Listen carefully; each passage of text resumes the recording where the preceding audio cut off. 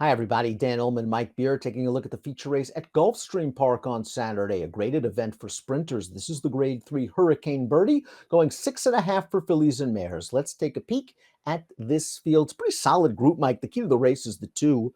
Red Carpet Ready, a multiple graded stakes winner, returning off of a lengthy layoff.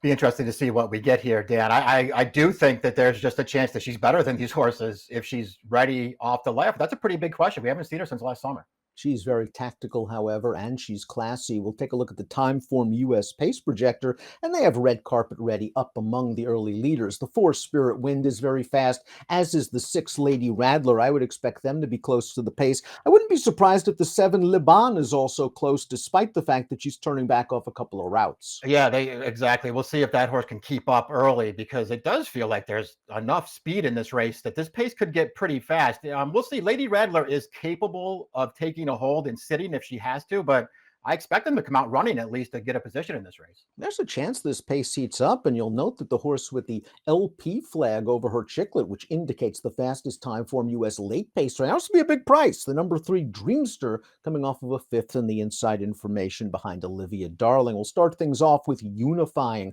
coming into this race for trainer Riley Mott. This will be the 3rd start following a summer layoff, and she ran well in both races, including this start, the Minaret last time out, going 3/4 of a mile. She's on the outside turning for home. She's going to try to attack these horses on the lead. This is a race where the pace kind of fell apart at the very end. The winner is a late closer with a bit of back class. All in all, she ran fine. She did the trip. I thought she got a good trip in this race, Dan, and she runs. This pace is coming back to them a little bit, though. I think that was Lady Rattler on the lead there, the 4.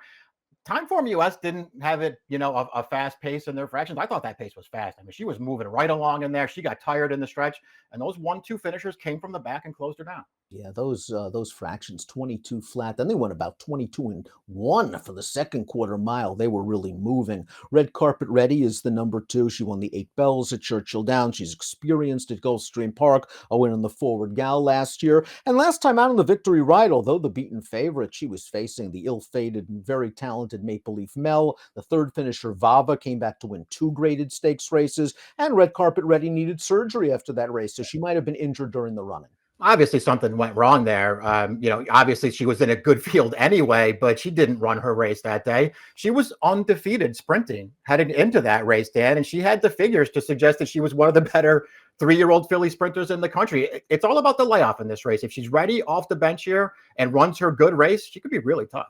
Dreamster is the number 3. She was wired by Olivia Darling last time out over a track that might have been a little bit speed friendly, going 7/8 of a mile. She passed a few tired horses in the stretch. She's really hoping for a barbecue up front because she has to prove she's of this ilk from a class perspective. I think there's a chance that she gets the kind of setup that she needs in here, Dan. It does feel like this pace could get a little heated. Then the question is she really good enough to take advantage of it? I'm not so sure. Spirit Wind, the number 4, returned from a lengthy layoff last time out to win the Grade 3 Sugar Swirl. This race we're showing you in gate-to-wire fashion. Spirit Wind went right to the front, was just simply too fast for these horses.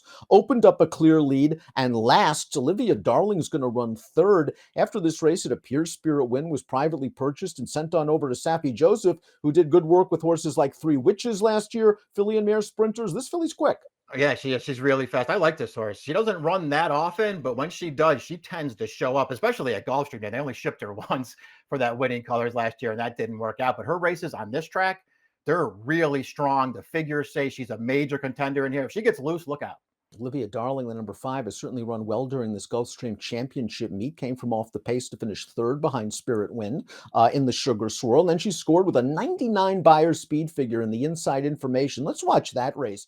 Olivia Darling got up close. Again, this track might have been a little bit speed favoring, but Olivia Darling, once she takes over, means business. She goes about her business, wins impressively. You have to respect the Beyer and her versatile running style. Yeah, that's true. I mean, I guess if she just runs this race back, then she's just going to be really hard to beat in here, Dan. I kind of want to see her do it. I get it. Her last 2 races are the 2 fastest of her career. And it just sort of feels like maybe she's going real good right now. And she's just right back at another really good spot. But she's going to be a shorter price this time. I want to see her do it again. Lady Radler proved that she's a graded stakes filly 3 starts back at Churchill Downs against then 3-year-olds in the dogwood where she sat just off. She was able to get up. I didn't even think she had the cleanest trip in that race. She just looked good doing it. I think she's dirtied up coming in here. The Raven run 2 starts back was a very tough spot against the aforementioned Vava, sort of in between horses chasing a solid pace. And then in the Minaret, we talked about it. She was hooked off the layoff in a very fast-paced race. Maybe this time around, situation's different. Yeah, that's kind of how I looked at her too. I thought she actually ran well off the layoff last time, even though she got tired at the end. She did a lot of work in there. And that dogwood from last September, it gives me a little bit of confidence that she can take a hold if she has to, sit off another horse, and then still run through the stretch because she was awful good winning that race. Libon is the number 7. All of her prior lifetime wins have come around one turn, and she'll cut back after a couple of tough 2-turn spots where she was far from embarrassed, both in the Wayward Lass at Tampa Bay and then the graded Royal Delta. She was really working hard in the early part of that Royal Delta, Mike. That pace was solid. She paid the price, but it's not like she plummeted to the back of the pack. I like her cutting back in distance. Yeah, I don't mind her cutting back either. I just wonder if she's really going to be better sprint. I don't really know what her best distance is at this point, Dan. I don't mind them trying to cut back here, but this pace is fast. Just based on her running style through her first 6 career starts, I don't know how that's going to work out for Dan. I don't think she can keep up with horses like Spirit Wind. I wonder if Mike Rapoli and Todd Pletcher found a bargain at the Keeneland November sale with the 8 Chitara, a Group 2 winner in South America, multiple stakes winner here in the States. They bought her for $135,000. Her most recent start was at Laurel. She was a little bit disappointing. She finished 3rd in this high-level allowance. But one of the horses coming out of this race, the 4th-place finisher, came back to win a stake at Mahoning with a 78 buyer. She just fell very far behind a sharp winner.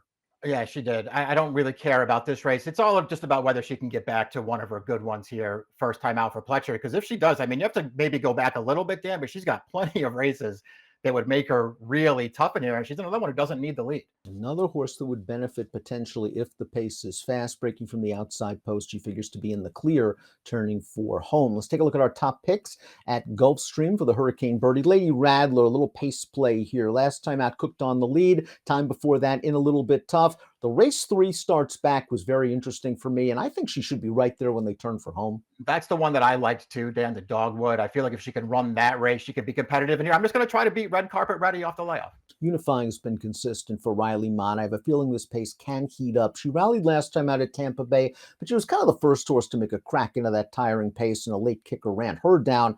Curious to see what we get for her shipping back to Gulfstream. 6254 for Mike, 1547 for me, and the grade 3 Hurricane Bertie at Gulfstream Park. Best of luck.